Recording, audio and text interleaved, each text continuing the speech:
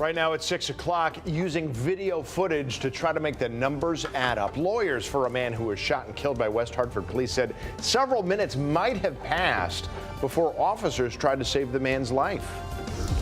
These are the federal dollars that are available. We cannot change what the federal dollars are that are available to us. A federal program that aids in fuel assistance is running out of gas when it comes to helping struggling families pay their bills. What's being done to hold up their end of the bargain? The question is, how much labor do you put into this investigation?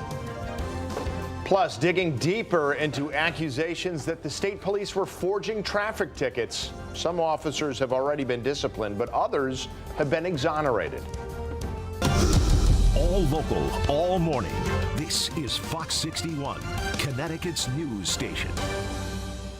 Good Wednesday morning. Thanks so much for starting yours off with us. I'm Erica Arias. And I'm Tim Lammers. Good morning. Let's get right over to meteorologist Matt Scott as we got some rain already in the state. Maybe more coming? Not a lot now, but there is a lot knocking on our door. Tim and Erica, good morning to you. We also have fog to deal with, a lot of low-lying clouds on some of those back roads. Be mindful of that. Off and on showers, thunderstorms picking up over the morning commute.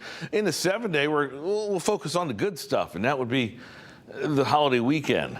And then we'll also talk about where Dahlia is right now as well. Radar picture, couple of very light showers moving into Hartford County, up in the quiet corner as well. Let me expand the view, though. This is the bigger concern. A lot of thunderstorm activity moving in from Albany all the way down, living here in Allentown. That gets here over the next couple hours. In the meantime, got some viz to deal with. Quarter-mile visibility in the Naugatuck Valley, 0 right now in Chester, 1.5 miles in New Haven, and you'll see that in New Haven. Well, you won't see New Haven because of that. Temperatures fairly warm into the upper 60s, low 70s. Dew points are up there as well. Bus stop forecast, a little bit of sunshine later on this afternoon, but the rain staying intermittent throughout the day. We'll talk about that. Have a look at the forecast coming up just a few minutes. Let's go to the roads. If you could see some of the roads on the traffic cameras. Symphony, good morning to you. Hey, good morning to you, and good morning to you guys heading out to the bus stop and out the door soon. Not a whole lot to talk about at this point of the morning. Let's take a quick look at the Hartford drive time. Smooth sailing on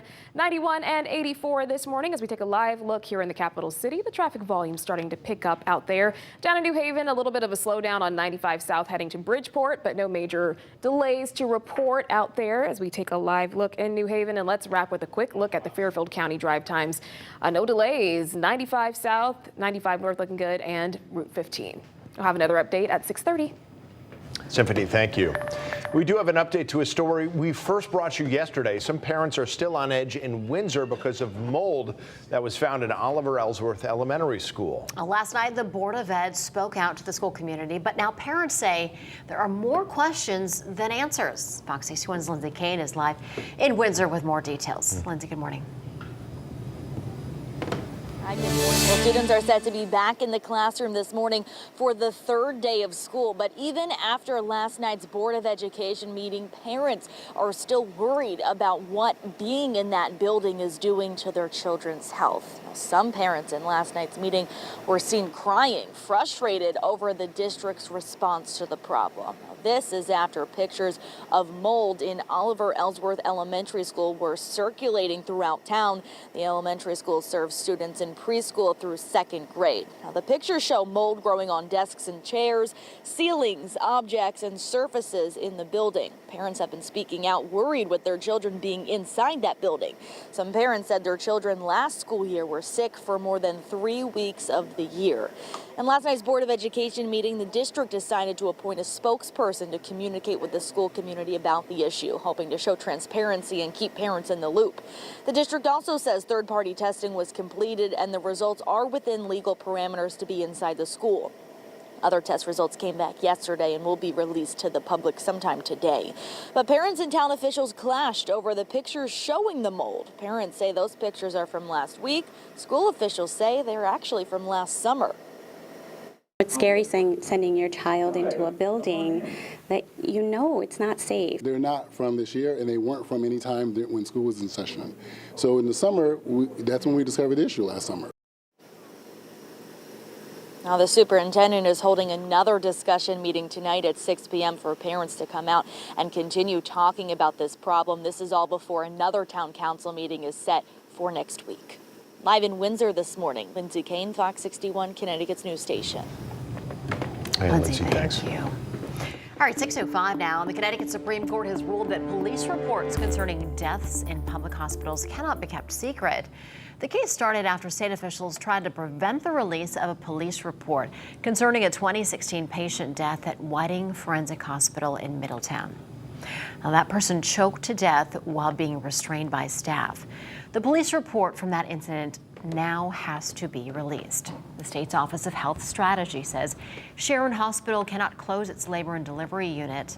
The hospital, which is owned by Nuvance Health, was told closing the ward would limit options for women in the remote area. The next nearest birthing center is at least 40 minutes away by car. We've reached out to Nuvance Health for a comment. The company has until September 18th to appeal that decision. President Joe Biden is pushing efforts to lower medical costs. Officials announced that the first 10 drugs would be targeted for Medicare price negotiations.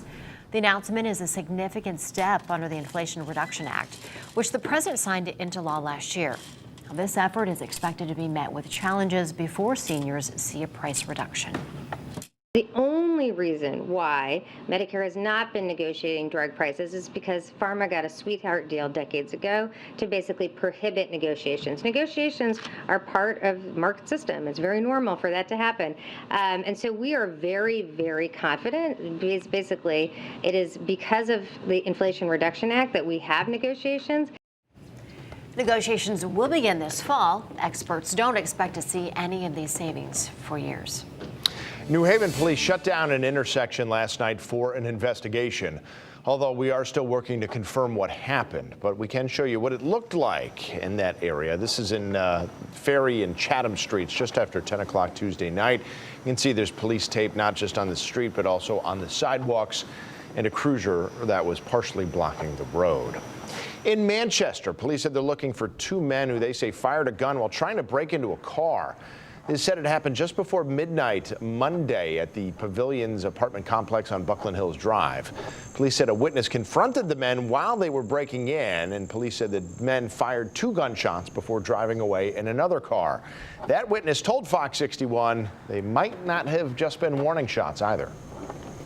I shouted at them, kind of chasing them off, so I was able to see the person, but I didn't make out the person. You think they were shooting at you?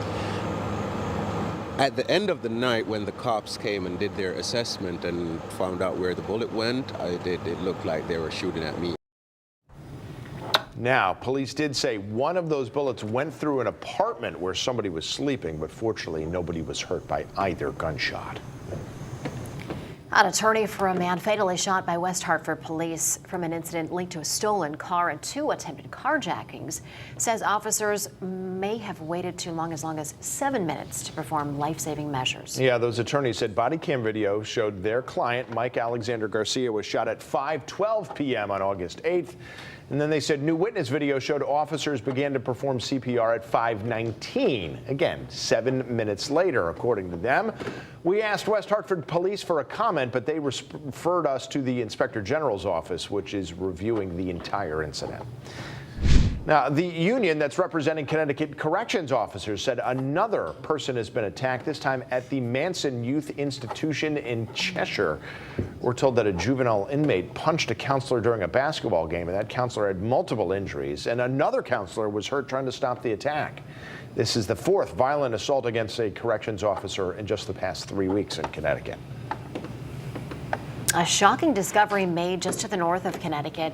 Officials from Massachusetts say human remains were found by children on the banks of the Connecticut River. Those kids were at summer camp and they made the discovery on an island sitting between Greenfield and Montauk. Officials say it was a skeleton, but they have not released any information about who it may have been or how long the remains have been there. The state's medical examiner is working to identify whoever it may have been. And one worker is recovering this morning after falling 15 feet from a bridge in Waterbury. The firefighters say it happened just after 8 o'clock yesterday morning on Route 8 near the Mixmaster in the area of Riverside Street and Sunnyside Avenue. The worker was removing decking from the underside of the northbound side when the accident happened. We're told the worker landed on debris and was taken to the hospital. The worker is expected to be okay. There's no word yet on what caused the fall.